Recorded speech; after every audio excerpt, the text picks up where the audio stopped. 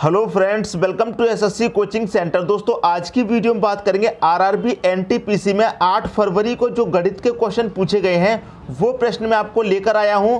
तो चलिए स्टार्ट करते हैं। पहला क्वेश्चन देखिए क्या पूछा गया है। √1 + x/144 बराबर 13/12 है, तो x बराबर क्या होगा।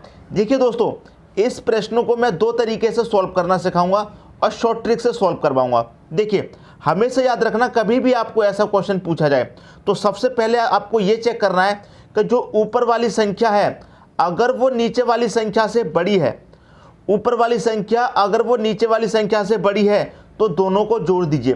तो 13 और 12 को जोड़ेंगे दोस्तों, कितना आ जाएगा, 25 आ जाएगा। और 25 ही क्या आ जाएगा दोस्तों, आपके क्वेश्चन का सही आंसर आ जाएगा। ये हो गया दोस्तों पहला तरीका, तो पहला आंसर हो गया आपका सही। और दूसरा तरीका है वो देखिए, दूसरा तरीका क्या है। ऊपर दोस्तों देखेंगे, यहाँ पर देखेंगे 12 से ज़्यादा है 13, एक ज़्यादा है। अगर मान लीजिए 14 होती, 15 होती, 16 होती, 4, 5, 6 का अंतर होता, तब कैसे करते। या फिर हो सकता है ऊपर वाली संख्या छोटी हो नीचे वाली से, तब कैसे करेंगे। तो तब करने का तरीका दोस्तों ये है कि जो ऊपर वाली संख्या है उसका भी क्या कर दीजिए, स्क्वायर कर दीजिए। तो 13 का स्क्वायर कितना होता है, 169। नीचे क्या है, 12, 12 का भी स्क्वायर कर दो, कितना होता है, 144। दोनों का क्या करेंगे, अंतर कर लेंगे। ठीक है, तो 9 में से 4 जाएगा दोस्तों, कितना आ जाएगा, 5 आ जाएगा। 16 में से 14 जाएगा, कितना आ जाएगा, 25। तब भी आपका आंसर कितना आ गया दोस्तों, 25 आ गया। यहाँ भी 25, यहाँ भी 25। और इसका एक तीसरा तरीका भी होता है। वो तीसरा तरीका क्या होता है, दोनों पक्षों का वर्ग करना, दोनों पक्षों का वर्ग करके करना। तो उसमें दोस्तों अधिक समय लगेगा। तो ये आपका कंसेप्ट बेटर है, इससे सॉल्व कीजिए। ठीक है दोस्तों, अब देखते हैं अगला क्वेश्चन क्या पूछा गया था, वो देख लेते हैं। अगला क्वेश्चन है आपका, 6 अंकों की सबसे बड़ी और सबसे छोटी संख्या का योग कितना होगा। तो 6 अंकों की दोस्तों सबसे बड़ी संख्या क्या होगी, 1, 2, 3, 4, 5, 6। 6, 9 ले लीजिए, क्योंकि बड़ी संख्या 9 ही होती है दोस्तों। सबसे बड़ी संख्या हो गई, और फिर क्या कह रहा है, सबसे छोटी। तो 6 अंकों की दोस्तों सबसे छोटी संख्या क्या होगी, 1, 0, 0, 0, 0। ये सबसे छोटी संख्या होगी 6 अंकों की। इनका क्या पूछ रहा है, योग। तो योग कर दीजिए, बस आ जाएगा आंसर। ये हो जाएगा 9, ये भी दोस्तों 9, ये भी 9 हो जाएगा, ये भी 9 हो जाएगा, ये भी 9 हो जाएगा। 9 और 1 कितना हो जाएगा दोस्तों, 10। तो ये हो गया इनका योग, और यही हो गया दोस्तों आपके क्वेश्चन का सही आंसर। तो क्वेश्चन बहुत अच्छा था। अगर आपसे मान लीजिए यहाँ 6 संख्या की जगह चाहे 4 संख्या कह दे, चाहे 5, लेकिन 9 वाली संख्या ही सबसे बड़ी संख्या होती है। अगर 3 संख्या कह दे तो 9 में 3 संख्या कौन सी से बड़ी होगी, 999। ठीक है दोस्तों, समझ में आ गई बात। तो उम्मीद करता हूँ सभी को अच्छे तरीके से समझ में आ गया होगा। अब देखते हैं अगला क्वेश्चन क्या पूछा गया था एग्जाम में, वो देख लेते हैं। अगला क्वेश्चन है 0359, इन अंकों से बनी 4 अंकों की छोटी संख्या क्या होगी। ये संख्या कितनी है दोस्तों, 4। तो इन्हीं संख्याओं में से हमें एक सबसे छोटी संख्या बनानी है, वो कौन सी होगी। देखिए दोस्तों, यहाँ पर जो सबसे पहले छोटा हो, 0 को छोड़कर जो सबसे छोटा हो वो ले लीजिए। तो सबसे छोटा क्या है, 3। फिर सबसे छोटा क्या है दोस्तों, 0 है, तब 0 लेंगे। फिर छोटा कौन है, 5। फिर कौन है दोस्तों, 9।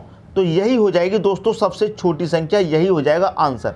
अगर आप इसे इस तरह से लिखेंगे 0359, इस तरह से लिखेंगे, पहले सबसे छोटा 0, फिर 3 लेंगे, फिर 5 लेंगे, फिर 9, इस तरह से लिखेंगे। तो 0 सबसे पहले आ रहा है, तो 0 को तो मान कोई नहीं हुआ, ये तो 359 हो जाएगा। ठीक है, जैसे कि मान लीजिए 5 लिखा हुआ है, 5 चाहे ऐसे लिख दो, चाहे 5 ऐसे लिख दो, कोई फ़र्क पड़ता है उसके मान में, कोई फ़र्क नहीं पड़ता। इसलिए 359 रहेगा अगर 0 पहले लग रहा है तो। इसलिए 0 यहाँ से हटाना पड़ेगा। जो अंकों वाली संख्या है वो पहले लेंगे। तो पहले 3 आया है आपका सबसे छोटा, फिर सबसे छोटा 0 आएगा, फिर सबसे छोटी जो संख्या है वो, फिर जो सबसे बड़ी है वो लास्ट में। क्लियर दोस्तों, उम्मीद करता हूँ सबकी समझ में आ गया होगा। अब देखते हैं अगला क्वेश्चन। अगला क्वेश्चन है, 1 से 10 तक के घनों का योग क्या होगा। 1 से 10 तक घन की बात कर रहा है, मतलब सबसे पहले 1 का घन, ठीक है, फिर 2 का घन, फिर 3 का घन, फिर 4 का घन। ठीक है, ऐसे ये कहाँ तक की बात कर रहा है दोस्तों, 10 के घन तक की बात कर रहा है, मतलब 10 तक के क्यूब की बात कर रहा है। क्लियर है। तो ये संख्या कैसी है दोस्तों, प्राकृतिक संख्याएं, लगातार संख्याएं। 1 से चलती जाए अनंत तक, तो कैसी संख्या हो दोस्तों, ये लगातार संख्या होती है, प्राकृतिक संख्या होती है। ठीक है, तो प्राकृतिक संख्या के घनों का योग हमें निकालना है। तो यहाँ पर मैं लिख देता हूँ प्राकृतिक संख्या के घनों का जो योग निकालने का फॉर्मूला होता है, मैं यहाँ पर लिख देता हूँ। घनों का योग आपको निकालना है। क्या फॉर्मूला होता है? फॉर्मूला होता है n into n plus 1 divided by 2, और इस पूरे का क्या हो जाएगा दोस्तों? स्क्वायर हो जाएगा। क्लियर है? n क्या है आपको पता है, अंत वाली संख्या n होती है, तो n कितना हो गया दोस्तों आपका 10। ठीक है, और 10 में 1 जोड़ेंगे कितना हो जाएगा? 11। तो मल्टीप्लाई यहाँ 11 डिवाइड में कितना है दोस्तों? 2 है। क्लियर है? और यहाँ पर पूरे का क्या है? वर्ग है, वर्ग हो गया। अब 2 से मैं काट दूंगा, इसको कितनी बार जाएगा? 5 बार में जाएगा। और 11 पच्चे कितना आ जाएगा? 11 पच्चे 55 आ जाएगा, और 55 का क्या हो जाएगा? ये होल स्क्वायर हो जाएगा। अब 55 का स्क्वायर दोस्तों क्या है आपको पता है? क्या होता है? 30 25 होता है। मुझे याद था तो मैंने एक बार में ही लिख दिया कि ये स्क्वायर होता है। अगला क्वेश्चन है एक्स वाई बराबर X plus Y plus root X Y है तो 6 गुणे 24 बराबर क्या होगा? देखिए दोस्तों, यहाँ पर 6 गुणे 24 कह रहा है, तो यहाँ पर क्या है? यहाँ पर आपका जो 6 है वो आपका x हो जाएगा, जो 24 है वो y हो जाएगा, और दोनों का मल्टीप्लाई पूछ रहा है क्या होगा। मतलब पहली संख्या आपको x दे रखी है 6, y भी आपको दे रखा है 24 है, तो x दोस्तों आपको पता है कितना है? 6 है। क्लियर है? मल्टीप्लाई y कितना है दोस्तों? 24 है, ये आपको दे रखा है। इतनी बात क्लियर है? और इसी का मान पूछ रहा है। ठीक है, इसी का मान पूछ रहा है। तो x आपको पता है कितना है? 6 प्लस y भी आपको पता है कितना है? 24 प्लस यहाँ पर x और y, तो x आपका कितना है? 6 है, y कितना है? 24 है। तो यहाँ पर 6 गुने 24 कर देंगे हम, क्योंकि मल्टीप्लाई में है। अब देखिए आपसे पूछ रहा है 6 गुणे 24 का ही मान पूछ रहा है आपसे, 6 गुणे 24 बराबर क्या होगा। तो यहाँ पर हम देखिए सॉल्व करेंगे इसे। ये कितना हो जाएगा? 6 और 24 को अगर मैं जोड़ूँ तो ये 30 हो जाएगा, प्लस 6 का मल्टीप्लाई मैं 24 से करूँगा तो कितना हो जाएगा? 6 चौके 24 का 4, कैरी का 2, 6 दूनी 12, कैरी का 2 कितना हो जाएगा? 14 हो जाएगा। इस पूरे के ऊपर क्या है? रूट। क्लियर है? 6 गुणे 24 बराबर 30। अब देखिए 144 है, 144 का वर्गमूल कितना होता है दोस्तों? 144 का वर्गमूल कितना होता है? 12। ठीक है, रूट से बाहर आया तो 12 आ गया। तो यहाँ पर 30 और 12 को हमने जोड़ा तो कितना हो गया? 42 हो गया। तो आपसे पूछ रहा था 6 गुणे 24, 6 गुणे 24 का मान आपसे पूछ रहा था, तो 6 गुणे 24 का मान कितना होगा? 42 होगा। यही हो गया आपके क्वेश्चन का सही आंसर। x दे रखा है आपका, y भी दे रखा है, दोनों ही वैल्यू दे रखी हैं, पुट कर दीजिए, आंसर आ जाएगा। उम्मीद करता हूं सबको समझ में आ गया होगा। अब देखते हैं अगला क्वेश्चन। अगला क्वेश्चन है दो संख्याओं का योग 20 है और उनका गुणनफल 96 है, तो संख्याओं के बीच का अंतर क्या होगा? कोई दो संख्याएं हैं, ये पहली संख्या हो गई, ये दूसरी संख्या हो गई, तो दोनों संख्याओं का योग कितना होना चाहिए? 20 होना चाहिए, और गुणा करने पर कितना आना चाहिए आपका? 96। तो मैं दो संख्या ऐसी लूँ जिनका योग कितना आ जाए? 20 आ जाए।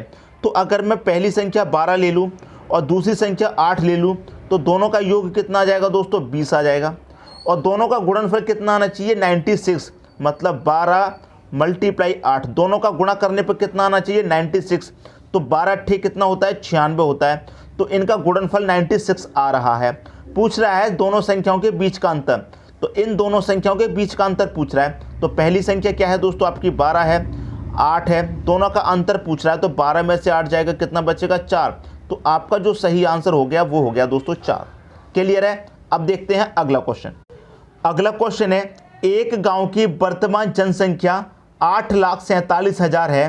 प्रति वर्ष यदि 20% की वृद्धि होती है तो 2 वर्ष बाद जनसंख्या क्या होगी? देखिए दोस्तों, यहाँ पर जो भी जनसंख्या है गांव की वो अपने आप में 100% होगी। 100% होने के बाद 20% की वृद्धि होती है, तो टोटल कितना हो गया? 120% हो गया।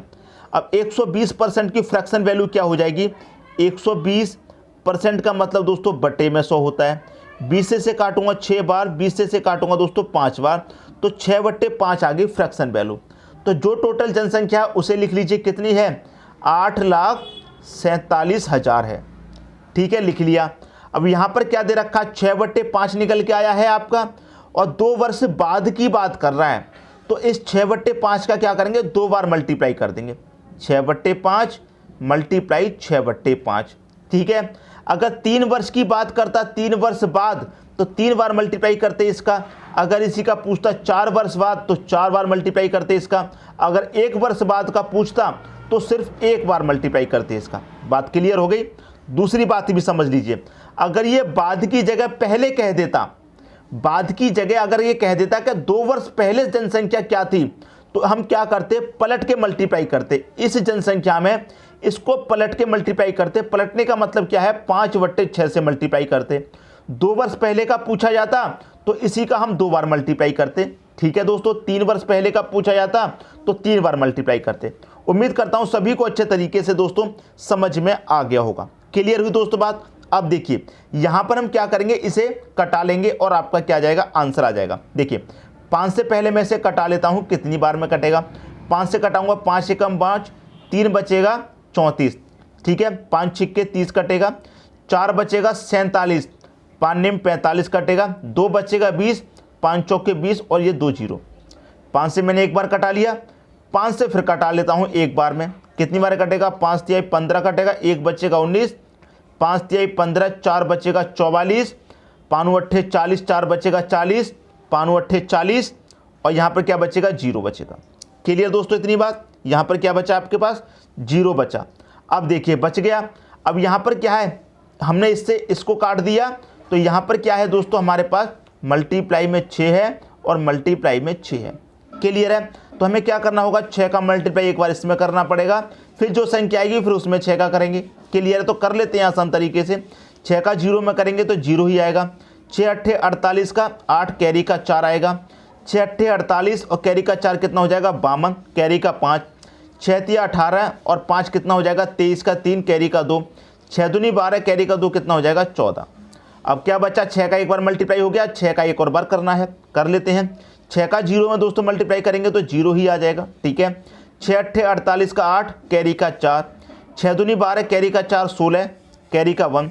6 तिया 18, कैरी का 1 कितना हो जाएगा, 19 का 9, कैरी का 1। 6 चौके 24, कैरी का 1 कितना हो जाएगा, 25 का 5, फिर से कैरी का 2। 6 एकम 6 और कैरी का 2 कितना हो जाएगा दोस्तों, 8 हो जाएगा। तो ये हो जाएगी 2 वर्ष बाद आपकी जनसंख्या। क्लियर है, कितनी हो जाएगी दोस्तों, 8,59,680। ये हो गया आपके क्वेश्चन का दोस्तों सही आंसर। ठीक है दोस्तों, ये सबसे आसान तरीका मैं आपको बता रहा हूं करने का, जिसमें कोई भी गलती कभी नहीं होगी। उम्मीद करता हूं सबको अच्छे तरीके से समझ में आ गया होगा। अब देखते हैं अगला क्वेश्चन। अगला क्वेश्चन है आपका, किसी संख्या का HCF 75 और LCM 450 है तथा पहली संख्या को 3 से भाग देने पर भागफल 75 आता है, तो दूसरी संख्या क्या है। क्वेश्चन बहुत अच्छा है। देखिए यहाँ पर एक फॉर्मूला होता है, पहली संख्या गुणे दूसरी संख्या बराबर LCM, ठीक है, गुणे HCF। ये फॉर्मूला होता है इस क्वेश्चन को सॉल्व करने का। लेकिन यहाँ पर क्या करा है कि 3 से भाग देने पर भागफल 75 आता है। 75 आता है दोस्तों भागफल 3 से भाग देने पर। क्लियर है, अगर मैं 3 से इसमें गुणा कर दूं तो हमें संख्या पता चल जाएगी वो कौन सी संख्या थी। तो मैं 3 से मल्टीप्लाई करूंगा, 3 पच्चे 15 का 5, कैरी का 1, 3 सत्ते 21 और कैरी का 1 कितना हो जाएगा, 22। तो ये हो गया दोस्तों 225। तो वो संख्या हमारी कौन सी थी, पहली संख्या, वो संख्या हमारी थी दोस्तों 225। इतनी बात आपकी क्लियर है, वो संख्या 225 थी। अगर हम 225 में 3 से भाग देंगे तो कितनी बार जाएगा, 3 सत्ते 21 चला जाएगा, 1 बचेगा 15, 3 पंजे 15, 75 बार चला गया। तो भाग देने पर जो संख्या आती है अगर हम उसमें मल्टीप्लाई करते हैं तो हमें संख्या पता चल जाती है। तो पहली संख्या कितनी है हमारी, 225 है। तो पहली संख्या हमें पता चल गई 225 मल्टीप्लाई दूसरी संख्या क्या है पता करना है, उसे हम x मान लेते हैं, बराबर LCM हमको दे रखा है दोस्तों कितना, 450 मल्टीप्लाई HCF दे रखा है दोस्तों 75। क्लियर है, देखिए अगर मैं इसे 25 से काटूँ तो ये कटेगा, 25 चौके 100 होता है, 25 अट्ठे 200 होता है और 25 निम्मा 225 होता है। तो ये 9 बार में पूरा कट गया। क्लियर है, 25 से भी हमने काटा, ये 3 बार में कट गया। क्लियर दोस्तों इतनी बात। अब यहाँ पर मैं 9 से काट दूंगा इसको, 9 पच्चे 45 कटेगा, 1 ही 0 50 बार में कट गया। इनका कर दो मल्टीप्लाई, इधर क्या बचा x, तो 50 से कितना हो जाएगा दोस्तों 150 हो जाएगा। तो x का मान, x क्या था दोस्तों दूसरी संख्या, तो दूसरी संख्या क्या है 150 है। यही आ गया हमारे क्वेश्चन का दोस्तों सही आंसर। क्लियर दोस्तों, उम्मीद करता हूं सभी को अच्छे तरीके से समझ में आ गया होगा। अब देखेंगे अगला क्वेश्चन। अगला क्वेश्चन है आपका, किसी घनाभ की लंबाई 24 सेंटीमीटर, चौड़ाई 16 सेंटीमीटर है एवं ऊंचाई 16 सेंटीमीटर है, तो उस घनाभ में 8 सेंटीमीटर के कितने घन बनाए जा सकते हैं। ठीक है दोस्तों, आपसे पूछ रहा है कितने घन बनाए जा सकते हैं। घन मतलब क्यों, तो घन क्या होगा दोस्तों, चाहे आपका स्क्वायर हो, चाहे आपका दोस्तों घन हो, मतलब पावर चाहे 2 हो, पावर चाहे 3 हो, स्क्वायर हो चाहे घन हो, वो क्या होता है दोस्तों, लंबाई चौड़ाई ऊंचाई बराबर होती है उसकी। इतनी बात क्लियर है। तो घनाभ का आयतन कितना दे रखा दोस्तों, 24 गुणे 16 गुणे ऊंचाई कितनी दे रखी है, 16। क्लियर है। तो क्या करेंगे, इसमें हम घनाभ के आयतन से डिवाइड कर देंगे। घनाभ का आयतन कितना है, 8, तो 8 8 8, मतलब लंबाई भी 8, ऊंचाई भी 8, और आपकी दोस्तों जो चौड़ाई है वो भी क्या रहेगी, 8 रहेगी। क्लियर है इतनी बात। अब यहाँ पर इसे डिवाइड कर दो, इसे मैं काटूंगा, 8 × 3 = 24 कटेगा, 8 दूनी ये 16 कटेगा, और 8 दूनी ये भी 16 कटेगा, 3 दूनी 6, 6 दूनी कितना हो जाएगा, 12। तो इस क्वेश्चन का सही आंसर आ गया दोस्तों आपका 12। उम्मीद करता हूं क्वेश्चन आप सभी को बहुत अच्छे तरीके से समझ में आ गया होगा। तो कितने घन बनाए जा सकते हैं, 12 घन बनाए जा सकते हैं, ये क्वेश्चन का सही आंसर आ गया। अब देखते हैं अगला क्वेश्चन। अगला क्वेश्चन है, एक आयत की लंबाई चौड़ाई से 3 गुना है। एक आयत की दोस्तों लंबाई चौड़ाई से कह रहा है, लंबाई चौड़ाई से 3 गुना है। चौड़ाई अगर 1 होगी तो लंबाई दोस्तों कितनी हो जाएगी, 3 हो जाएगी, क्योंकि लंबाई चौड़ाई से 3 गुना है। ठीक है दोस्तों, इतनी बात। और क्या कह रहा आगे, और परिमाप 240 है, तो क्षेत्रफल ज्ञात कीजिए। अब मैं आपको बता दूं, आयत का परिमाप बराबर क्या होता है, यहां पर मैं लिख देता हूं। आयत का परिमाप क्या होता है दोस्तों, आयत का परिमाप क्या होता है, आयत का परिमाप होता है 2l + b। कितना दे रखा है आपको, परिमाप दे रखा है आपको 240। क्लियर है। अब 2 से कट जाएगा 240, कितनी बार में दोस्तों कट जाएगा, 2 × 1 = 2, 2 दूनी 4, 1 × 0 120 में। तो l + b कितना आ गया, l का मतलब लंबाई, b का मतलब चौड़ाई, बिर्थ 120 आ गई। इतनी बात दोस्तों क्लियर है। तो लंबाई और चौड़ाई का योग कितना आ गया दोस्तों, आपके पास 120 आ गया। और लंबाई चौड़ाई का योग अगर आप अनुपात में करेंगे तो कितना आ जाएगा, 3 और 1 4। तो इस योग में इस योग से डिवाइड कर देंगे दोस्तों, 4 से डिवाइड कर देंगे, कितनी बार जाएगा, 4 × 3 = 12, और 1 × 0 30 बार चला गया। क्लियर दोस्तों। आपसे क्या पूछ रहा है, क्षेत्रफल पूछ रहा है। तो क्षेत्रफल क्या हो जाएगा, लंबाई पता कर लो, चौड़ाई भी पता कर लो। तो 30 का मल्टीप्लाई 3 में करेंगे कितना हो जाएगा दोस्तों, 90। इसमें करेंगे मल्टीप्लाई तो कितना हो जाएगा दोस्तों, 30 हो जाएगा। और क्षेत्रफल हमें निकालना है दोस्तों। तो क्षेत्रफल क्या होता है, लंबाई गुणे चौड़ाई होता है। तो लंबाई कितनी है दोस्तों आपकी, 90 की है, चौड़ाई कितनी है, 30 की है। दोनों का कर देंगे मल्टीप्लाई, 9 × 3 कितना हो जाएगा दोस्तों, 27 हो जाएगा, और 2 0, तो 2700 सेंटीमीटर स्क्वायर। ये हो जाएगा दोस्तों आपके क्वेश्चन का सही आंसर। क्लियर दोस्तों। उम्मीद करता हूं सभी को क्वेश्चन बहुत अच्छे तरीके से समझ में आ गया होगा। अब देखते हैं अगला क्वेश्चन। अगला क्वेश्चन है, किसी वस्तु पर 20% की छूट दी जाती है, पुनः 30% की छूट दी जाती है, तो समतुल्य बट्टा ज्ञात कीजिए। यहां पर क्या कह रहा है दोस्तों, छूट दे रहा है, छूट का मतलब कमी होता है दोस्तों। तो प्रतिशत कमी बराबर क्या फॉर्मूला, मैंने आपको कई बार बताया है, a + b - ए बी होता है दोस्तों। यहाँ पर ए बी मल्टीप्लाई बटे में कितना होता है, 100। ये दोस्तों फॉर्मूला मैंने आपको कई बार बताया है। ए क्या है, पहले वाली बी 20 हो जाएगा। क्लियर है। प्लस बाद में क्या दे रखा है, बी आपका 30 दे रखा है, माइनस ए बी मतलब 20 × 30, ठीक है, बटे में कितना आ जाएगा, 100। 0 से दोस्तों 0 कटा, 0 से 0 कटा, 2 त्रिक का कितना हो गया, 6 हो गया। 20 और 30 को जोड़ेंगे कितना हो जाएगा, 50, और माइनस का कितना है दोस्तों, 6 है। तो 50 में से 6 माइनस कर देंगे दोस्तों, कितना आ जाएगा, ये आ जाएगा 44। तो समतुल्य बट्टा ज्ञात करना है तो क्या हो जाएगा, 44%। तो प्रतिशत कमी दोस्तों क्या हो जाएगी, 44% हो जाएगी। यही हो जाएगा आपके क्वेश्चन का सही आंसर। मतलब ये है 20% और 30% की छूट ना देकर वो एक छूट दे रहे, कितनी, 44% की। क्लियर दोस्तों। अब देखते हैं अगला क्वेश्चन। अगला क्वेश्चन है, 150 रुपये को व्यक्तियों जिनका अनुपात 11, 16, 23 है में बांटना है, तो सबसे अधिक किसे मिलेगा। मतलब 3 व्यक्ति हैं और तीनों व्यक्तियों का अनुपात आपको दे रखा है और रुपए में योग दे रखा है आपको कितना, 150। तो 3 व्यक्तियों का अनुपात कितना है, 11 अनुपात 16 अनुपात 23, और रुपए में कितना दे रखा है, 150। जब रुपयों का योग 150 है तो अनुपातों का भी योग करते हैं। तो अनुपातों का योग करेंगे कितना हो जाएगा, 11 और 16 27, 27 में 23 जोड़ेंगे 50। तो इस योग से इस योग में डिवाइड दे देंगे दोस्तों, कितना आ जाएगा, 3। पूछ रहा है सबसे अधिक किसे मिलेगा, जो अनुपात में सबसे अधिक होगा उसे सबसे अधिक मिलेगा। तो 3 का मल्टीप्लाई कर दो, उसमें जो सबसे अधिक है, सबसे अधिक कौन है, 23 है, तो 3 त्रिका 9 हो जाएगा, 3 दूनी 6, तो सबसे अधिक मिलेगा तीसरे वाले को 69 रुपये। ये हो गया दोस्तों आपके क्वेश्चन का सही आंसर। अब देखते हैं अगला क्वेश्चन। अगला क्वेश्चन है 18 सेब के पेड़ हैं, 21 आम के पेड़ हैं तथा 39 अमरूद के पेड़ हैं, तो ऐसी कितनी पंक्ति बनेंगी जिसमें अधिकतम समान संख्या में पेड़ आ जाएं। अधिकतम समान संख्या में कितने पेड़ आ जाएंगे ये पूछ रहा है दोस्तों क्वेश्चन में। तो आपको क्या करना है, 18, 21 और 39 का क्या लेंगे दोस्तों, आप HCF ले लीजिए। क्या ले लेंगे दोस्तों, HCF। तो HCF इसका क्या आएगा, ठीक है, HCF क्या आएगा दोस्तों, इनका HCF आएगा 3। 3 से आप देखेंगे 18 भी कट रहा है, 21 भी कट रहा है और 39 भी कट रहा है। और 3 से अगर कोई आप बड़ी संख्या लेते हैं, 4 लेते हैं, तो 4 से 18 नहीं कटेगा, 5 से भी 18 नहीं कटेगा, 6 से 18 कट जाएगा लेकिन 6 से 21 नहीं कटेगा, 7 से 21 कट जाएगा लेकिन 7 से 18 नहीं कटेगा।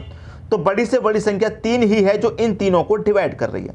क्लियर है, 3 है, सबका HCF आ गया 3, तो 3 HCF आ गया, 3 से इसमें भी डिवाइड दे दो, 3 से इसमें भी डिवाइड दे दो, 3 से इसमें भी डिवाइड दे दो।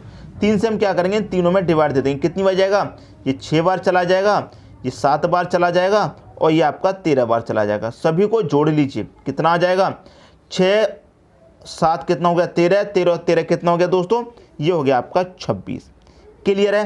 तो क्या पूछ रहा था, अधिकतम समान में संख्या में पेड़ आ जाए, तो अधिकतम समान संख्या में कितने पेड़ आएंगे, 26 पेड़ आ जाएंगे। ये हो जाएगा आपके क्वेश्चन का दोस्तों सही आंसर।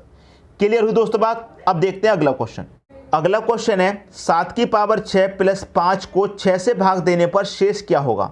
मैंने हमेशा बताया है ये क्वेश्चन, जब पावर सम हो तो पावर 2 या 4 लेंगे, अगर पावर आपको विषम दे दी गई है तो क्या करेंगे, पावर 1 या 3 लेंगे। तो पावर कैसी है दोस्तों, सम है, तो पावर हम सबसे पहले 2 रखेंगे, तो 7 की पावर 2 रख दो प्लस 5 और भाग दोस्तों कितने से करना है, 6 से। 7 की पावर 2 का मान 49 प्लस 5 डिवाइड करना है दोस्तों कितने, 6 से डिवाइड करना है। इनको जोड़ेंगे कितना हो जाएगा दोस्तों, ये हो जाएगा आपका 49 में 5 जोड़ेंगे 54, डिवाइड करना है 6 से। 6 से कितनी बार डिवाइड हो जाएगा, 6 निम 54, पूरा पूरा कट गया, लेकिन आपसे शेष पूछ रहा था, तो यहाँ तो शेष कुछ भी नहीं बचा, तो 0 शेष बचा, 0 आ गया आपके क्वेश्चन का सही आंसर। अगर यहाँ पर 55 होता तो 6 से 54 तक कट गया, शेष आपका 1 बच जाता, लेकिन यहाँ तो शेष कुछ भी नहीं बचा, तो 0 हो गया आपके क्वेश्चन का सही आंसर। क्लियर दोस्तों, सबकी समझ में आ गया। अब देखेंगे अगला क्वेश्चन। अगला क्वेश्चन है 7:9 में क्या जोड़ा जाए कि 13:14 हो जाए।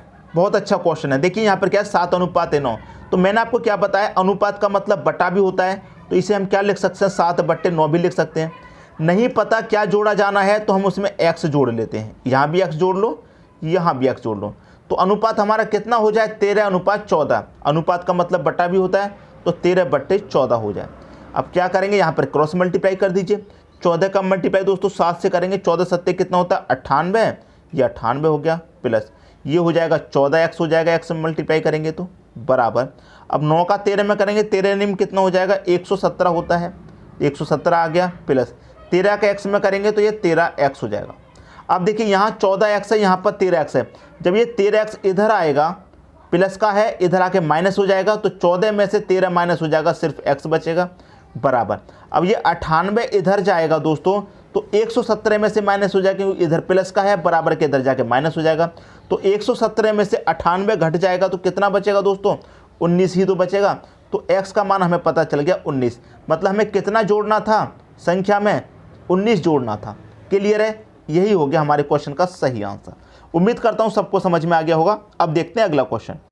अगला क्वेश्चन है, एक व्यक्ति 120 किलोमीटर पर घंटे की गति से जाता है और पुनः उतनी ही दूरी वापस 80 किलोमीटर की चाल से आता है, तो औसत गति क्या करें।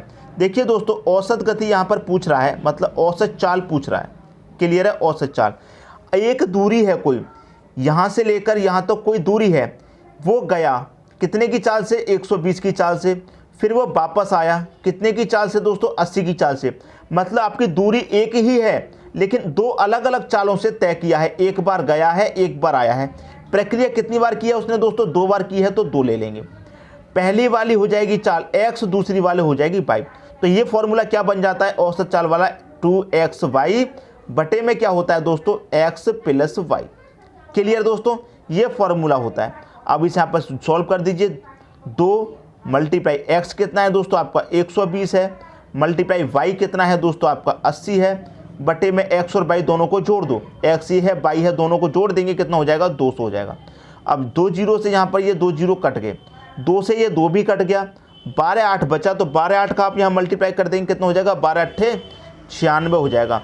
तो 96 किलोमीटर पर घंटा की क्या हो जाएगी, उनकी औसत चाल हो जाएगी। यही हो जाएगा आपके क्वेश्चन का सही आंसर। ये प्रश्न मैंने दोस्तों बहुत बार कराए हैं। टाइम, स्पीड और डिस्टेंस की प्लेलिस्ट आप देख लीजिए, सभी क्वेश्चन आपके क्लियर हो जाएंगे। ठीक है दोस्तों, अब देखते हैं अगला क्वेश्चन।